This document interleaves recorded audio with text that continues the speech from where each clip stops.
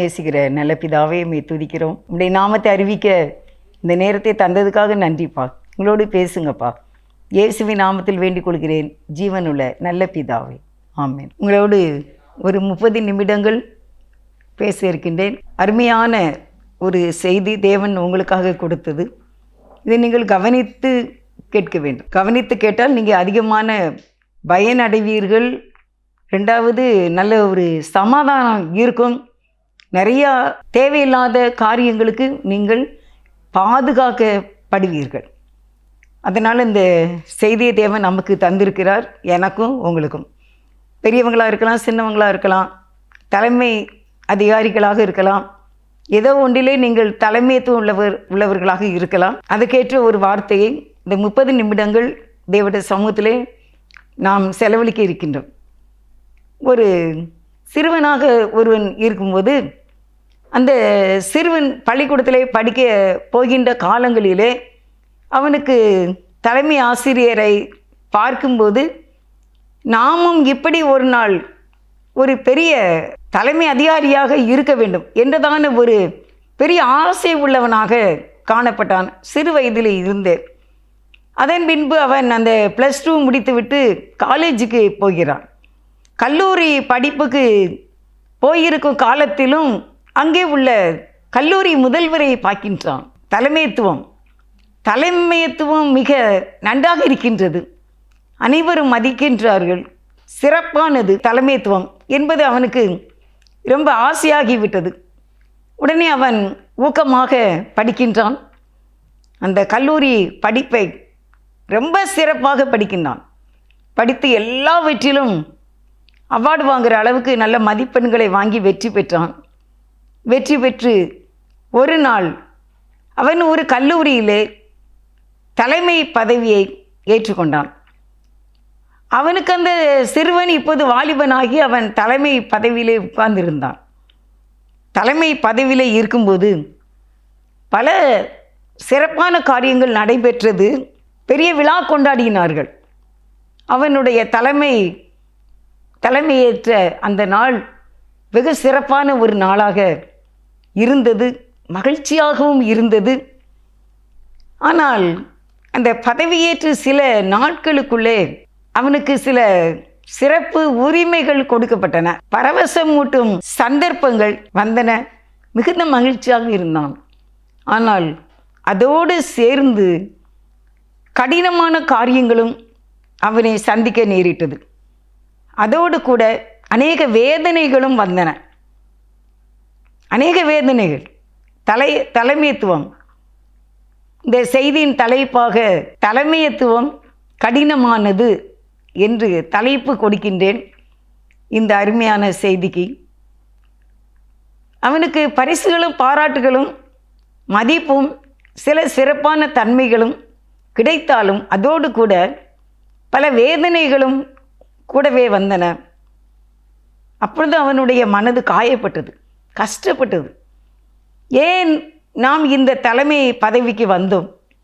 இது இவ்வளவு கடினமானதாக இருக்கின்றதே என்று நினைத்தான். நான் இந்த உயர் பதவிக்கு இவ்வளவாய் ஆசைப்பட்டேனே, இது இவ்வளவு கஷ்டமாக இருக்கிறது என்று அழுத்து கொண்டானாம். அப்படி என்று கடந்த நாள் ஒரு புத்தகத்திலே நான் படித்தேன். இதை தலைமைத்துவம் என்பது எவ்வளவு கடினமானது என்பதை அதிலே நான் அறிந்தேன். அதில் படித்ததை உண்மையாக எழுதின அந்த உண்மை சம்பவத்தை உங்கள் மத்தியிலே பகிர்ந்து கொள்கிறேன். ஒருவேளை நீங்கள் இன்றைக்கு தலைமைத்துவத்தில் இருக்கீங்களா?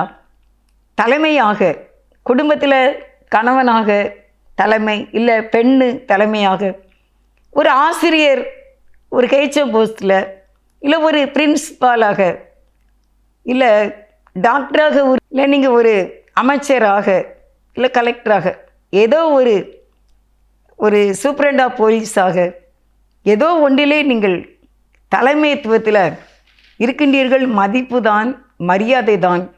ஆனால் அதனோடு கூட சேர்ந்து சில வேதனைகளும் உண்டு என்பதாக அவர் எழுதியிருக்கின்றார். அதற்கு வேதத்தில் நம்ம ஆதாரமாகவும் நம்ம பார்க்க இருக்கின்றோம். இன்னும் ஒன்று நான் படித்தேன். நான் படித்த புக்கே எத்தனையோ வருடங்களுக்கு முன்பாக எழுதின புத்தகம். அவ்வளவு பழமையான ஒரு புத்தகம் அது. ரொம்ப பழைய புத்தகம் என்ற கையில் கிடைத்தது. 30 ஆண்டுகளாக பதவி வகித்த ஒருவர் சொல்லுகிறார், 30 ஆண்டு மக்களையும் சூழ்நிலைகளையும் சந்திக்க நான் முயன்றிருக்கிறேன். இதை என்னால் சமாளிக்க முடியாது. இதை விட்டு எப்போது வெளியே வருவேனோ என்று கூறுகிறார். தலைமைத்துவத்துவம் சிறப்பான உரிமைகளையும் பெருமைகளையும் கொண்டு வந்தாலும் கூடவே வேதனையையும் கொண்டு வருகிறதாக இருக்கிறது. அதனால் தலைமை பதவியை பற்றி ஜாக்கிரதையாக இருக்க வேண்டும் என்று உங்களுக்கு அறிவிக்கிறேன். தேவன் உங்களுக்கு கிருபை செய்வாராக. மோசேயின் 40 ஆண்டு காலம் தலைமை பதவிதான். அப்படி ஒன்று அது எளிதாக இருக்கவில்லை. அவர் அந்த தலைமையிலே அநேக கஷ்டப்பட்டார். தலைமை பதவிக்காக தேவன் அவரை அழைத்த போது அவர் தயங்கி நின்றார். என்ன சொன்னார்? நல்ல முடியாது, நான் வாக்கில் வல்லவன் அல்ல என. அதாவது இவர் அரண்மனையில் வாழ்ந்தவருக்கு இப்போ இந்த தலைமை பதவியை ஏற்றுக்கொள்ள அவருக்கு மனதில்லை. அந்த நாட்களின் சூழ்நிலைகளும் மிக கடினமாகத்தான் இருந்தன. இப்போ நான் உங்களுக்கு என்னாகமம் 1-2 வாசிப்போம். பின்பு ஜனங்கள் முறையிட்டு கொண்டிருந்தார்கள். அது கர்த்தருடைய செவிகளில் பொல்லாப்பாய் இருந்தது. கர்த்தர் அதை கேட்டபோது அவருடைய கோபம் மூண்டது. கர்த்தருடைய அக்கினி அவர்களுக்குள்ளே பற்றி எரிந்து பாளையத்தின் கடைசியில் இருந்த சிலரை பட்சித்தது. 2வது வசனம். அப்பொழுது ஜனங்கள் மோசேயை நோக்கி கூப்பிட்டார்கள். மோசே கர்த்தரை நோக்கி விண்ணப்பம் பண்ணினான். உடனே அக்கினி அவிழ்ந்து போயிற்று.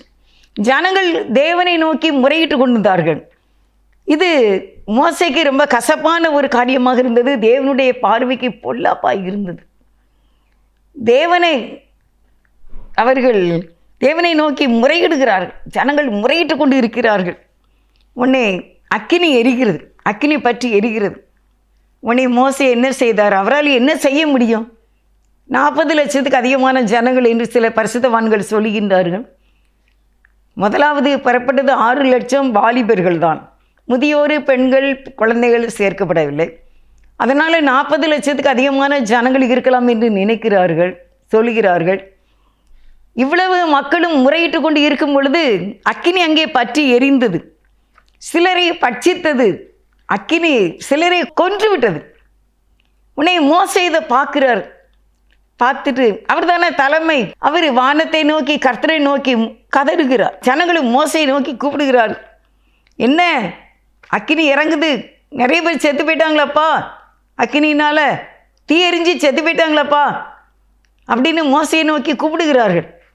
உடனே மோசே கர்த்தரை நோக்கி விண்ணப்பம் பண்ணினான். ஆண்டவரே, இந்த ஜனங்களை நீங்கள் தானப்பா கூட்டு வந்தீங்க. நானுமே இந்த தலைமை பதவிக்கு வரமாட்டேன்னு சொன்னேன், நீங்கள் கூட்டு வந்தீங்க. இப்போ அக்கினி எரிந்து சிலர் இந்த தீயை கொன்று போட்டு விட்டதே, நீர் இரக்கமாயிரும் ஆண்டவரே என்று அவன் கெஞ்சி ஜெபிக்கிறான். ஜெபித்த உடனே அக்கினி நின்று போயிற்று. அதுக்கு பிறகு தலைமையில் இருக்கின்றதான அந்த மோசையினுடைய சில காரியங்கள், அவருடைய வாழ்க்கையில் நடந்த சில காரியங்களை என்னாகமும் 11வது அதிகாரம் 11 நான் வாசிக்கிறேன். அப்பொழுது மோசேகளை நோக்கி, நீர் இந்த ஜனங்கள் எல்லாருடைய பாரத்தையும் என்மேல் சுமத்தினதினால் உமது அடியானுக்கு உபத்திரவம் வரப்பண்ணினதென்ன? உம்முடைய கண்களில் எனக்கு கிருபை கிடையாமல் போனதென்ன?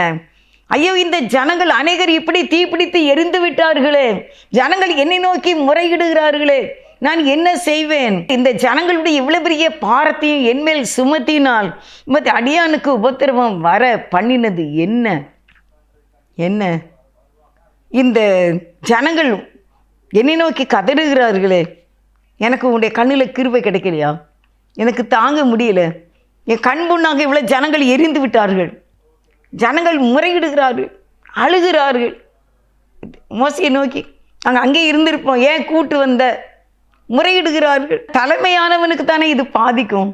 அவர் தானே இதை சரி பண்ணணும், அவர் தானே இதில் எழுந்து நிற்கணும். அதனால மோசே ஆண்டவர்கிட்ட சொல்கிறார். அவர் ஆண்டவரை நோக்கி கூப்பிடுகிறார். இந்த ஜனங்கள் இவ்வளவருடைய பாரத்தையும் என்மேல் சுமத்தினது என்ன? உடைய கண்களில் எனக்கு கிருபை கிடைக்கலையா?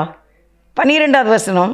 இவர்களுடைய பிதாக்களுக்கு நான் ஆணையிட்டு கொடுத்த தேசத்துக்கு நீர் இவர்களை முலையுண்கிற பாலகனை போல் தகப்பன் சுமந்து கொண்டு போய் என்று நீர் என்னோட சொல்லும்படி இந்த ஜனங்களை எல்லாம் கற்பந்தரித்தேனோ? இவர்களை பெற்றது நானோ? தகப்பன் தன் பிள்ளையை சுமப்பது போல இந்த லட்சத்துக்கு அதிகமான ஜனங்களை ஒரு தகப்பன் சுமக்கிறது போல நீ சுமந்து கொண்டு போய் என்று சொன்னீரே, நான் இவர்களை பெற்றேனா? நானா பெற்றேன்? அருமையானவர்களே, இன்னைக்கு 10 பேருக்கு தலைவனாக இருக்கிறவர்களுள்ள பெருமை பாராட்டுகிறார்கள். 100 பேருக்கு தலைமையாக இருக்கிறவர்கள் பெருமையாக இருக்கின்றார்கள், புகழோடு வாழ நினைக்கின்றார்கள். ஒரு பள்ளியிலே தலைமை ஆசிரியராக பணியாற்றுகிறவர்கள் மதிப்பாக பெருமையாக வாழ்கின்றார்கள். ஆனால் கூடவே அவர்களுக்கு பிரச்சனையும் இருக்கிறது. அப்போ இதைவிட மேலான பதவி 1000 பேருக்கு தலைவராக இருக்கிறவர்களுக்கு எவ்வளவு வேதனைகளும் சஞ்சலங்களும் இருக்கும் என்பதை யோசித்து பாருங்கள். தலைமை என்பது கடினமானது தான். அது மதிப்பாக இருந்தாலும் வேதனைகளை கொடுக்கக்கூடியதாக இருக்கிறது. அதனால் இவர் கேட்குறாரு, நான் இவர்களை பெற்றேனா? என்னால் முடியல. கடினம், ரொம்ப கடினம். வேதனை அவருக்கு இதயம் என்று ஒன்று இருக்கின்றது. அவர் கஷ்டப்படுகிறார். அடுத்து நான் உங்களுக்கு யாத்திராகமம் 32வது அதிகாரம் 9வது வசனத்தை வாசிக்கிறேன். பின்னும் கர்த்தர் மோசேயை நோக்கி, இந்த ஜனங்களை பார்த்தேன், இவர்கள் வணங்கா கழுத்துள்ள ஜனங்கள். 10 ஆகையால் என் கோபம் இவர்கள் மேல் மூளவும் நான் இவர்களை அழித்து போடவும் நீ என்னை விட்டுவிடு, உன்னை ஒரு பெரிய ஜாதியாக்குவேன் என்றார். 11 மோசே தன் தேவனாகிய கர்த்தரை நோக்கி, கர்த்தாவே, தேவரீர் மகா பலத்தினாலும் வல்லமையுள்ள கையினாலும் எகிப்து தேசத்தில் இருந்து புறப்பட பண்ணின உம்முடைய ஜனங்களுக்கு விரோதமாக உம்முடைய கோபம் பற்றி எரிவதென்ன? இப்போ மோசே ஆண்டவர்கிட்ட சொல்கிற ஒரு காரியத்தை நம்ம பார்க்குறோம். ஆண்டவர் சொல்கிறாரு, இவர்கள் வணங்கா கழுத்துள்ள ஜனங்கள். இந்த இந்த ஜனங்களுக்காக நீ ஏன் இப்படி கிடந்து மன்றாடுற? நீ விட்டுரு, என்னை விட்டுரு, இந்த ஜனங்களை நீ விட்டுவிடு அப்படின்னு சொல்கிறார். ஜனங்களை பார்த்தேன், இவர்கள் வணங்கா கழுத்துள்ள ஜனங்கள், இவர்களை அழித்து போடவும் நீ என்னை விட்டுவிடு, நான் இவங்களை அழிக்க போகிறேன்ப்பா, நீ என்னை விட்டுரு அப்படிங்கார் தேவன்.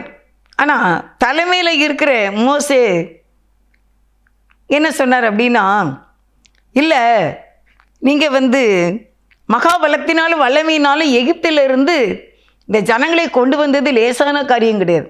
மகாபலத்தினாலும் வல்லமையில கையினாலும் எகிப்து என்கிறது ஒரு பெரிய காலவாய், அதிலிருந்து இந்த ஜனங்களை நீங்கள் கொண்டு வந்தீங்க. இப்போ நீங்கள் இவங்களை அழிக்க போகிறேன், ஒன்றைய பெரிய ஜாதியாக்குவேன்னு சொல்கிறீங்க.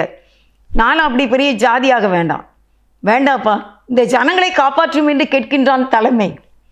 ஒருவேளை தலைமையாக 10 பேருக்கு தலைமையாக நீங்கள் இருக்கீங்களா? 15 பேருக்கு தலைமையாக இருக்கீங்களா? உங்களுடைய செயல்பாடு எப்படி இருக்க வேண்டும் என்றால், இவர்கள் அழிந்து போக வேண்டும். இவர்கள் வணங்கா கழுத்துள்ளவர்கள், கீழ்ப்படியாதவர்கள், எதிர்த்து பேசுகிறார்கள், சொன்னபடி உங்கள் ஆஃபீஸ்லேயோ உங்களுடைய தொழிலையோ எதுலேயுமே நீங்கள் சொன்னபடி செய்கிறதில்லை.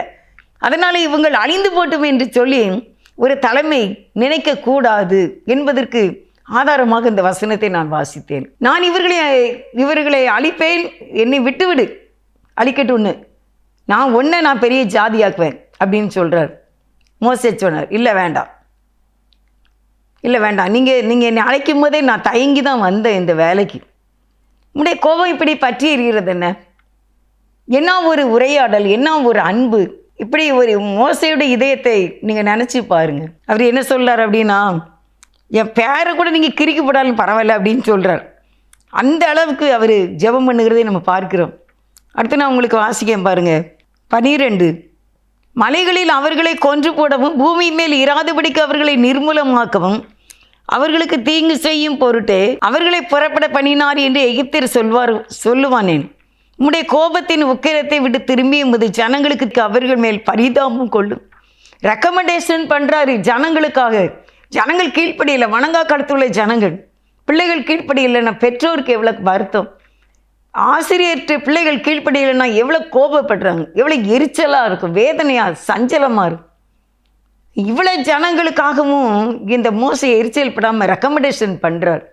என்னப்பா நீங்கள் பரிதாபம் கொள்ளுங்கப்பா, உங்கள் கையினால் இந்த ஜனங்களை கொண்டு வந்தீங்களே, தேசத்தில் உள்ள மற்ற எல்லாரும் கேள்விப்படுவாங்களே, கர்த்தருடைய ஜனங்களை எகிப்துன்னு பெரிய சமுத்திரத்தில் இருந்து கொண்டு வந்தார், இப்போ இவங்களை அழிக்க போகிறாரு அப்படின்னு சொல்லுவாங்கல்ல. நீங்கள் அப்படிலாம் செய்யக்கூடாது, நீங்கள் இவங்க மேலே இரக்கமாக இருக்க வேண்டும் என்றார்கள். தலைமை என்பது இரக்கத்திற்காக ஜெபிக்கக்கூடிய தலைவனாய் நாம் இருக்க வேண்டும். நீங்கள் இருக்கின்றீர்களா?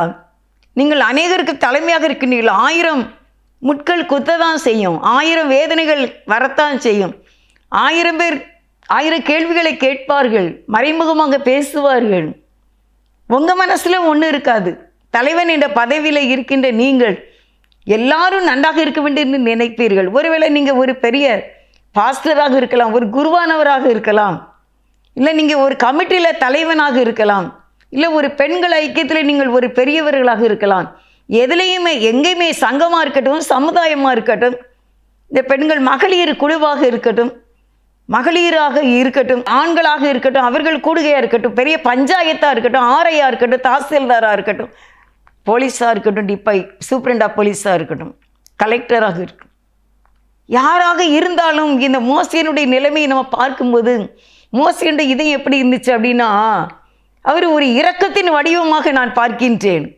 இந்த இடத்துல இந்த ஜனங்களுக்காக நீங்கள் பரிதாபம் கொடுங்க, நீங்கள் அழிச்சிடாதீங்கப்பா, நீங்கள் அழிச்சாங்க யாரும் தாங்க முடியாது என்று சொல்லுகின்றார். 13 நான் நடுவில் மட்டும் வாசிக்கேன். அவங்களை நான் வானத்து நட்சத்திரங்களைப் போல பெருக பண்ணுவேன் என்று நீர் ஆணையிட்டீரே என்று கெஞ்சி பிரார்த்தித்தான் என்று எழுதப்பட்டிருக்கிறது. அப்போ கெஞ்சுகிறது வந்து ப்ளீஸ் நம்ம யார்கிட்ட கேட்போம்? யார்கிட்டையாவது மன்னிப்பு கேட்கணும், ப்ளீஸ் கேட்போம். இல்லை நமக்கு ஒரு நல்ல காரியம் நடக்கணும் அப்படின்னா நம்ம ப்ளீஸ் கேட்போம். ப்ளீஸ் எப்படியாவது செய்யுங்க. இன்னும் ஒரு பிள்ளைக்கு சீட்டு கிடைக்கணும், ஸ்கூலில் சீட்டு கிடைக்கணும், அதுக்கு நம்ம அந்த தலைமை ஆசிரியர்கிட்ட கெஞ்சி கேட்போம், ப்ளீஸ் கேட்போம். இல்லை ஒரு அரசியல் தலைவர்கிட்ட கேட்போம், எங்களுக்கு இந்த இப்படி ஒரு வேலை போட்டு கொடுங்க. ஒரு கவுன்சிலர்கிட்ட போவோம், எங்களுக்கு இந்த தண்ணி போட்டு கொடுங்க. ப்ளீஸ் கேட்குறது, கெஞ்சி கேட்குறது, அது இறங்குறது, இறக்கம்தான். இறக்கம்னா எந்த இறக்கம்? ஸ்டேட்டஸ் விட்டு இறங்குற ஒரு இறக்கம். அந்த இறக்கத்தோட இவ்வளவு லட்சக்கணக்கான மக்களுக்கு தலைவனான மோசே கெஞ்சி பிரார்த்தித்தார் என்று 13 வசனம் எழுதப்பட்டிருக்கிறது. 14 அப்பொழுது கர்த்தர் தமது ஜனங்களுக்கு செய்ய நினைத்த தீங்கை செய்யாதபடிக்கு பரிதாபம் கொண்டார். ஹல்லேலூயா. மோசேயினுடைய இந்த தலைமைத்துவத்தின் ஜெபம் கேட்கப்படுகின்றது என்று பார்க்கின்றோம். நாம அப்படித்தான் இருக்க வேண்டும். எப்பொழுதுமே நம்முடைய கேரக்டரை யாரும் அழிஞ்சு போகணும்னு நினைக்கக்கூடாது, யாரும் கெட்டு போகணும்னு நினைக்கக்கூடாது. நீங்கள் தலைமையாக இருந்து உங்களுக்கு எதிராக இருந்தாலும் அவர்கள் நன்றாக இருக்க வேண்டும் என்பதுதான் தலைமைத்துவத்தினுடைய சின்னம், அவங்களுடைய சிம்டம்ஸ், அவங்களுடைய தராதரம். தலைமை என்று தேவன் ஒருவனுக்கு கொடுக்கப்பட்டாலோடைய ஒருவனு ஒன்றை பெற்றுக்கொள்ள முடியாது. பிலாத்து சொன்னார் ஏசப்பட்ட, உன்னை கொல்லனாலும் எனக்கு அதிகாரம் உண்டு, உன்னை விடுவிக்கனாலும் எனக்கு அதிகாரம் உண்டு, எதனாலும் நான் செய்வேன் அப்படின்னு சொல்லி பிலாத்து அரசன் ஏசப்பாட்ட சொன்னாங்க. ஆனால் ஏசப்பா என்ன சொன்னாங்க தெரியுமா? அதுக்கு என் பிதாவினிடத்திலிருந்து ஒருவனுக்கு ஒரு அதிகாரம் கொடுக்கப்பட்டால் ஒழிய வேறு ஒருவருக்கும் அது கிடைக்காது.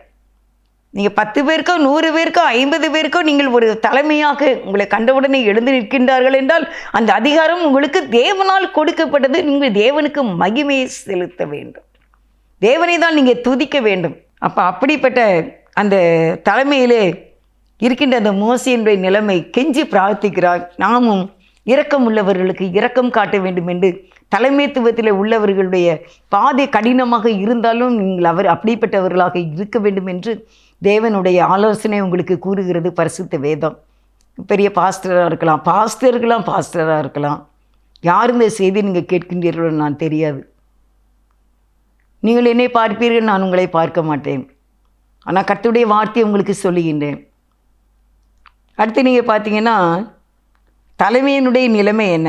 என்னாகமம் 16வது அதிகாரத்தில் என்ன சொல்லியிருக்கு அப்படின்னு பாருங்கள். 2வது வசனம் வாசிக்க. இஸ்ரவேல் புத்திரர் சபைக்கு தலைவர்களும் சங்கத்துக்கு அழைக்கப்பட்டவர்களும் பிரபலமானவர்களுமாகிய 250 பேர்களோடு கூட மோசேக்கு முன்பாக எழும்பி, மோசேக்கு முன்பாக 250 பேர் எழும்புகிறார்கள்.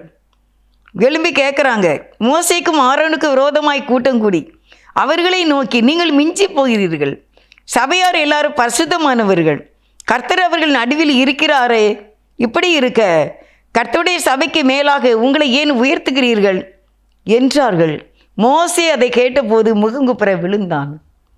250 பேர் ஒரு மனிதனுக்கு எதிராக நிற்கின்றார்கள். கஷ்டமாக இருக்கும். நம்ம பிள்ளை நம்மளை எதிர்த்து பேசினா கூட தாங்க முடியல. சிறு பிள்ளைகளாக இருக்கும்போது இல்லை, அவர்கள் திருமணமான பின்பு நம்முடைய மகனாக இருக்கட்டும், நம்முடைய மகளாக இருக்கட்டும், நம்முடைய மருமகனாக இருக்கட்டும், நம்முடைய மருமகளாக இருக்கட்டும், பேரமேத்தியாக இருக்கட்டும், நான் அக்கா தங்கச்சா அண்ணன் தம்பியா பக்கத்து வீட்டுக்காரங்களா எதிர்த்து நம்மளை ஒரு கேள்வி கேட்டாங்கன்னா நம்ம எவ்வளவாய் உடைந்து போய் விடுவோம். எத்தனை பேர்ட்டு ஆவதாலி சொல்லுவோம், எவ்வளோ கண்ணீர் வடிப்போம். என்ன எப்படி கேட்டுட்டாங்க, என்ன எப்படி சொல்லிட்டாங்க. என்ன கணவன் சொன்னால் கூட மனைவி, மனைவி சொன்னால் கூட கணவன், என்ன பார்த்து இந்த கேள்வி அப்படின்னு சொல்லி வருத்தப்படுகின்றோமே. ஆனால் இந்த மோசேயை பார்த்து 250 பேர் கேட்கிறார்கள், என்ன நீங்கள் மிஞ்சி போகிறீங்க. ஆனால் மோசேயோடு தேவன் முகமுகமாய் பேசுகிறார். எல்லாம் பார்க்க தான் செய்கிறாங்க, எல்லாம் தெரியத்தான் செய்யும் யாத்திராகமத்தில். அப்படி இருந்தாலும் கேட்குறாங்க, என்ன நீங்கள் மிஞ்சி போகிறீங்க. சபையார் எங்கிட்ட தான் ஆண்டவர் இருக்கார்ல, கர்த்தர் அவர்கள் நடுவில் இருக்கிறாரு. இப்படி இருக்க கர்த்தருடைய சபைக்கு மேலாக உங்களை உயர்த்துகிறது என்ன? எப்படி இருக்கும்? ஒவ்வொரு வார்த்தையும் ஈட்டி பாய்ந்தது போல மோசேக்கு அந்த தலைமைத்துவத்தோடு கூட மதிப்பு மரியாதை அவருக்கு எந்த அளவுக்கு இருந்துச்சோ அது நமக்கு தெரியல. ஆனால் அவருக்கு வேதனை அதிகமாக இருந்தது. தலைமைக்கு நீங்கள் ஆசைப்படுகிறீர்களா? ஆசைப்பட்டால் நீங்கள் கெஞ்சி பிரார்த்திக்க வேண்டும். தலைமை பதவிக்கு கர்த்தர் உங்களை நியமித்திருக்கிறாரா? நீங்கள் இரக்கமுள்ளவர்களாக இருக்க வேண்டும். நீங்கள் வேதனைப்படக்கூடாது. 250 பேர் என்ன 500 பேர் எழுந்தாலுமே நீங்கள் வேதனைப்படக்கூடாது என்று வேதம் அறிவிக்கின்றது. 16:4 எண்ணாகமம். மோசே அதை கேட்டபோது முகங்குப்புற விழுந்தான். நான் என்னுடைய டைரியில் எப்படி எழுதியிருக்கேன் அப்படின்னா, மோசேக்கு எத்தனை பேர் மோசை எதிர்த்து நின்றால் அவருக்கு கிடைக்கப்பட்ட ஒரே ஒரு ஆறுதல் என்ன தெரியுமா? தேவ சமூகத்திலே அவர் முகங்குப்புற விழுந்து கிடக்கிறது. அந்த ஒன்று தான் அவருக்கு ஆறுதல். ஏன்னா அவ்வளவு 250 பேர் அவரை எதிர்த்து நிற்கும் போது அவரால் என்ன செய்ய முடியல, எதுக்க முடியாதுல்ல. ஒரு மனசுனால 250 பேரை எதுக்க முடியாதுல்ல. அதனால என்ன செய்யறாரு, தலைகுப்புற விழுந்துடுறாரு தேவ சமூகத்தில். காட் அப்படியே தன்னுடைய கரத்தை பிரசன்ஸை மோசை மேலே வச்சிருவார் போல. அதனால் அவருக்கு கிடைக்கிற அந்த ஒரு ஆறுதலே தேவ சமூகத்தில் முகங்குப்புற விழுதல் தான். தலைமையில் இருக்கின்ற நீங்கள் உங்களுடைய வாழ்க்கையிலே நெருக்கடியையும் போராட்டங்களையும் சந்திக்கிறப்ப நீங்கள் செய்ய வேண்டிய காரியம் என்ன? தேவ சமூகத்திலே முகங்குப்புற விழ வேண்டும். மோசை ஏற்று பேசலையா? 250 பேர் அடிக்கணும், அடிச்சிருக்கலாம், மண்ணவாரி தட்டியிருக்கலாம், நான் தானே உங்களை அங்கிருந்து கொண்டு வந்தேன்னு சொல்லியிருக்கலாம், நீங்களா என்னை செலக்ட் பண்ணீங்க, தேவனில் செலக்ட் பண்ணாருன்னு பேசியிருக்கலாம். ஒன்றும் சொல்லலை. நோ, எவ்வளோ ஒரு நல்ல மோசு. அதானே சரியான ஆளை தான் தேவன் தலைமைக்காக செலக்ட் பண்ணியிருக்காரு.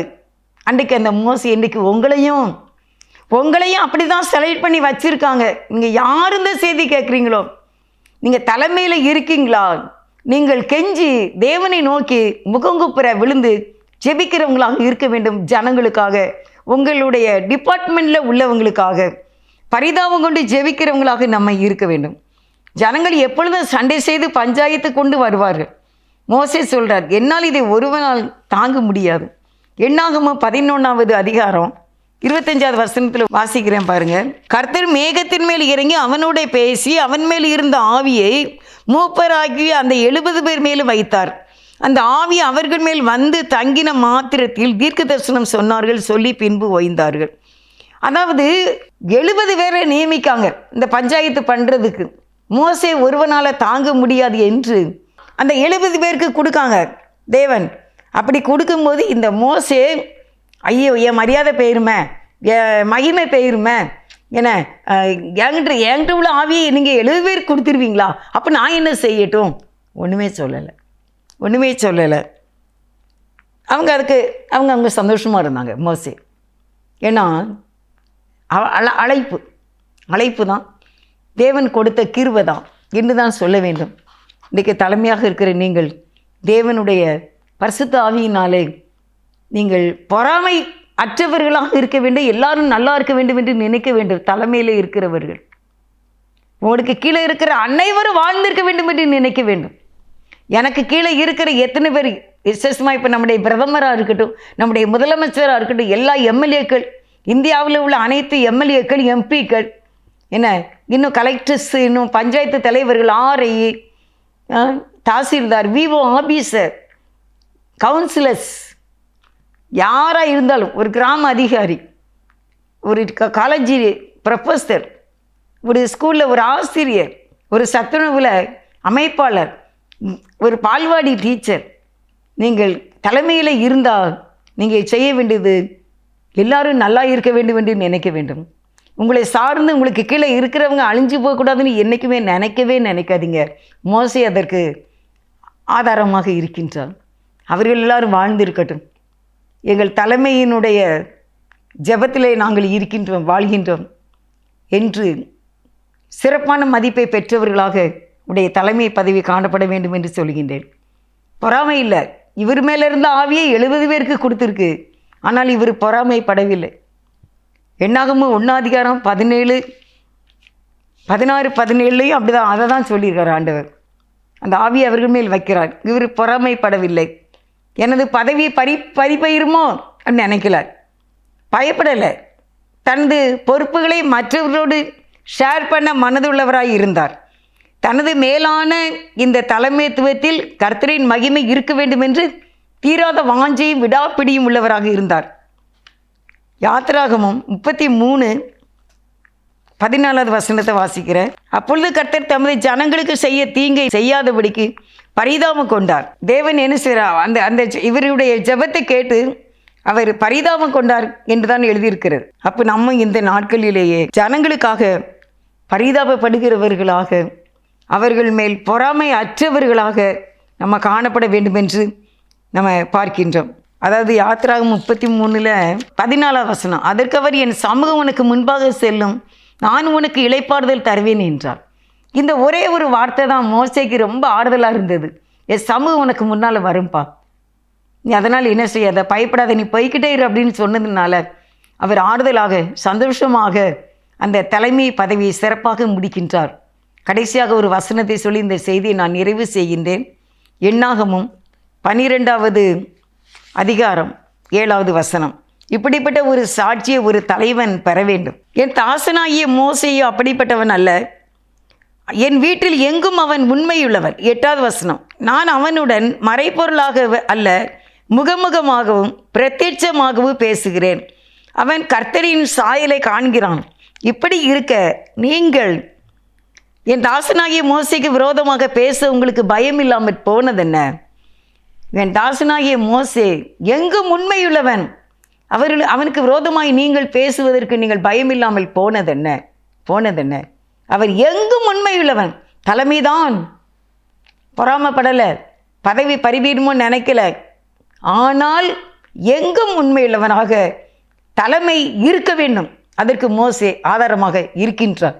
ஒருவேளை இந்த செய்தி கேட்கின்ற நீங்கள் இந்த யூடியூப்பில் தான் கிடக்க போகுது. எத்தனை ஆண்டுகள் ஆனாலும், 1000 ஆண்டுகள் ஆனாலும் இதுக்குள்ளே தான் இருக்க போகுது. நீங்கள் யார் பார்த்தாலும் நினைத்து கொள்ளுங்கள், நீங்கள் தலைமையில் இருந்தால் உண்மை உள்ளவனாக சாட்சியோடு தான் நம்முடைய வாழ்க்கையை நிறைவு செய்ய வேண்டும். அதற்கு தேவன் கர்த்தர் நமக்கு உதவி செய்வார். தலைமை ப்ளஸ் உண்மை இருக்க வேண்டும். நேசிக்கிற எங்கள் நல்ல பிதாவையுமே துதிக்கிறோம். தலைமைத்துவம் கடினமானது. ஆனால் அதோடு கூட பரிவும் இரக்கமும் சாந்தமும் உண்மையும் இருக்கும்போது அந்த தலைமைத்துவம் சிறப்பானதாக முடிந்து தேவனால் சாட்சி வரக்கூடியதாக இருக்கும். எங்கும் உண்மையுள்ளவன் என்ற சாட்சியோடு நல்லது, உண்மை உத்தமுள்ள நல்ல ஊழியக்காரியே என்று சொல்லும் பாக்கியம் எங்களுக்கு கிடைக்க வேண்டும் என்று இயேசுவின் நாமத்தில் வேண்டிக் கொள்கின்றேன். ஜீவனுள்ள நல்ல பிதாவே, ஆமென், ஆமென். God bless you.